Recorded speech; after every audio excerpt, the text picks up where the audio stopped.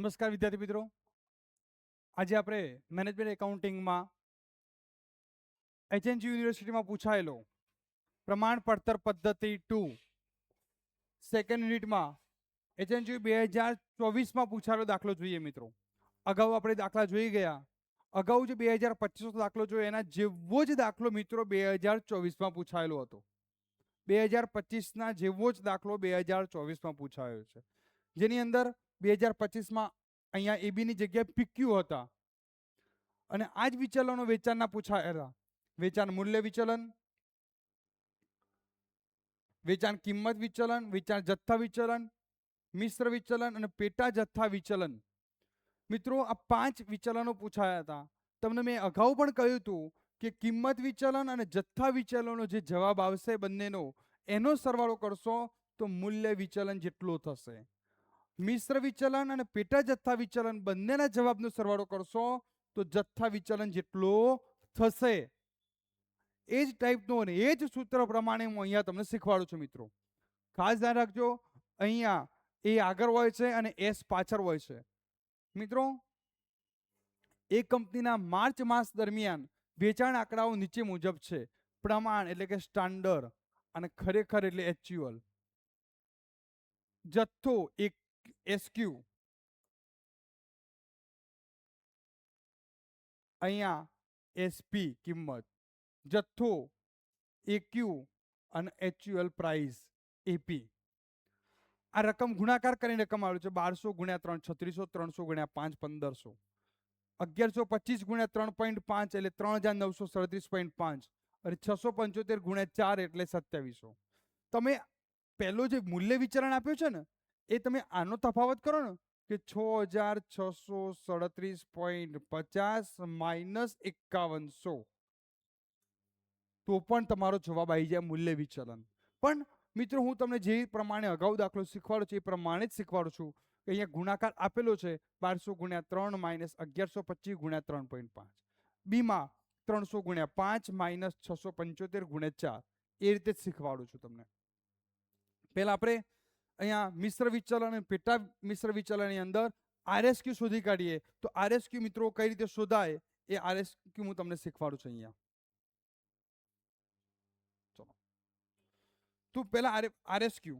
તો જો અહીંયા આરએસક્યુ શોધ્યા છે મિત્રો, તો આનું ટોટલ 1800 થાય છે અને આનું ટોટલ 1500 થાય છે. મિત્રો જુઓ, તો આપણે એ 1800 અહીંયા આરએસક્યુના ટોટલમાં મૂકી દીધા કે અહીંયા 1800 છે એના 1800 મૂકી દીધા. 1500 એ 1800, 1200 એ કેટલા, 300 એ કેટલા, એ પ્રમાણે શોધ્યું છે. તો 1200 ગુણ્યા 1800 ભાગ્યા 1500, 1200 ગુણ્યા 1800 ભાગ્યા 1500 કેટલા આવ્યા? 1440. તો અહીંયા 1440 મૂક્યા. કેલ્ક્યુલેટરમાં તમે ગુણાકાર કરશો એટલે તમારો જવાબ આવી જશે.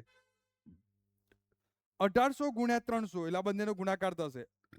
300 ગુણ્યા 1800 ભાગ્યા ટોટલ 1500, 360.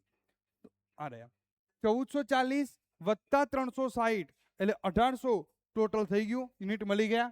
તો આપણે આરએસક્યુ ક્યાં જરૂર પડશે? મિશ્ર વિચલન અને પેટા મિશ્ર વિચલનની અંદર જરૂર પડશે મિત્રો. હવે એનો પ્રશ્ન જે માંગ્યો છે કે પહેલો મૂલ્ય વિચલન માંગ્યું છે, તો મૂલ્ય વિચલન શોધીએ આપણે.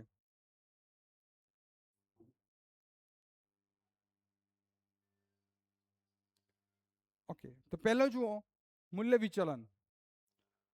તો વેચાણ મૂલ્ય વિચલન બરાબર ખરેખર વેચાણ મૂલ્ય માઇનસ પ્રમાણ વેચાણ મૂલ્ય. એટલે તમે 5100 અને આ બંનેનો તફાવત કરો, ખરેખર એટલે આ રહ્યો 6637.5 માઇનસ 5100, તો પણ જવાબ આવશે. અથવા તમે અથવા કર્યું છે એક્યુ અને એપી.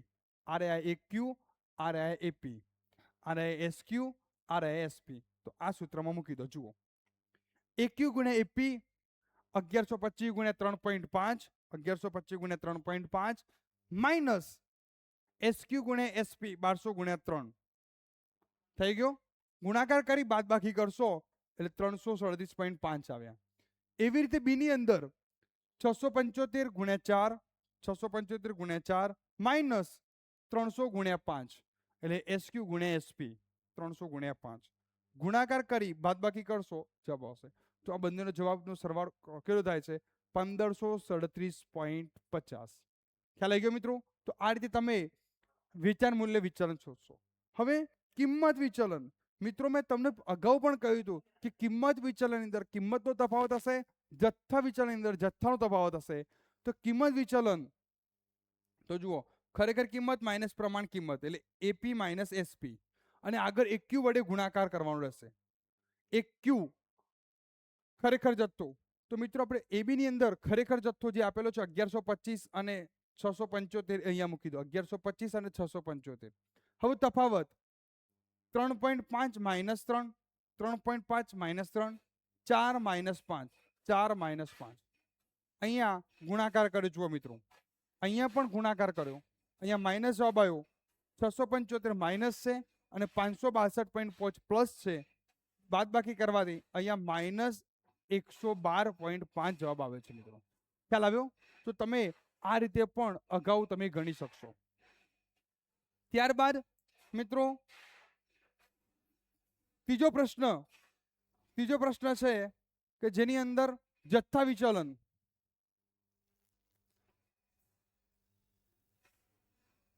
તો જો મિત્રો જથ્થા વિચલન, હવે ત્રીજો પ્રશ્ન જથ્થા વિચલન શોધવાનું છે. તો કેવી રીતે શોધીશું? તો ત્યાં મિત્રો જથ્થાનો તફાવત હશે. જથ્થા વિચલનની અંદર જથ્થાનો તફાવત હશે. પ્રમાણ કિંમત, અહીંયા જો મિત્રો પ્રમાણ કિંમત, તો પ્રમાણ કિંમત કેટલી છે? 3 અને 5. પ્રમાણ કિંમત 3 અને 5. તો આગળ 3, 5 મૂકી છે. મિશ્ર વિચલન, પેટા જથ્થા વિચલન બધાની અંદર આગળ પ્રમાણ કિંમત 3, 5, 3, 5, 3, 5 આપેલી છે. 3, 5, 3, 5. હવે ખરેખર જથ્થો તો આ રહ્યો ખરેખર જથ્થો 1125 અને 675. 1125, 675. પ્રમાણ વેચાણ જથ્થો 1200 અને 300, 1200 અને 300. એટલે આગળ એક્યુ અને પાછળ એસક્યુ.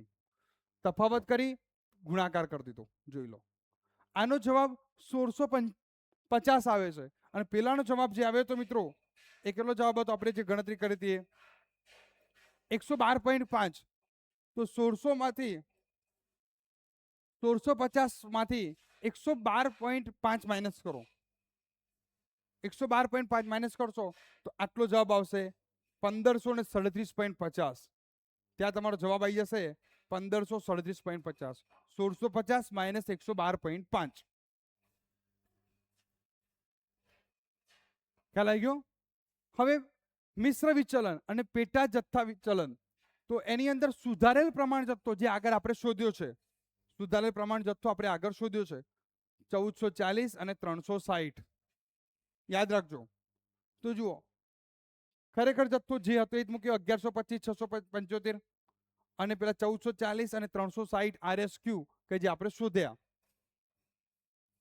બાદબાકી કરી આગળ પ્રમાણ કિંમત સાથે ગુણાકાર કર્યો. અહીંયા માઇનસ, અહીંયા પ્લસ. ખરેખર જવાબ આવ્યો 630. પેટા જથ્થા વિચલનની અંદર આરએસક્યુ આગળ રહેશે. આરએસક્યુ આગળ રહ્યા. જુઓ, આરએસક્યુ આગળ રહેશે. આગળ તો પ્રમાણ કિંમત આવશે, પછી આરએસક્યુ અને બાદમાં એસક્યુ કે જે 1200, 300 આપેલા છે આપણને. એસક્યુ આ રહ્યા 1200 ને 300. એસ એટલે પ્રમાણ 1200 ને 300 બાદ કર્યા. બાદ બાકી કર્યા બાદ આપણે આગળ ગુણાકાર કર્યો અને ગુણાકાર કર્યા પછી તમારી કિંમત અહીંયા 720 થી 300 આવે છે. આ બંનેના જવાબનો તમે ટોટલ કરશો તો 1020 વત્તા 630 બરાબર, એટલે આના જેટલો થવો જોઈએ. 1020 વત્તા 630 1650 થઈ ગયા. તો આ રીતે મિત્રો 2025માં અને 2024ની અંદર સેમ દાખલો પૂછાયો છે, માત્ર રકમ અલગ છે. એટલે પરીક્ષાની અંદર 2026માં પણ આવો વેચાણ મૂલ્યના દાખલા પૂછાય તો ધ્યાન રાખજો કે સેમ ટુ સેમ દાખલા હશે. કદાચ રકમ બમણી અથવા અડધી અથવા 3 ગણી કરશે, સૂત્રો બદલાશે નહીં. તો તમને સૂત્રો આવડવા જોઈએ તો તમે 2026ના પેપરની અંદર યુનિવર્સિટીમાં પણ તમે દાખલો શાંતિથી સરળતાથી દાખલો ગણી શકશો. ઓકે મિત્રો, નેક્સ્ટ બીજા દાખલા આપણે જોઈશું. અહીંયા તમે 2024 તો જોયો, હવે આપણે બીજો દાખલો જોઈએ 2024ના અથવામાં પૂછાયેલો કે જેમાં સ્થિર ખર્ચવાળો પૂછાયો છે. એ દાખલો જોઈએ મિત્રો નેક્સ્ટ લેક્ચરમાં.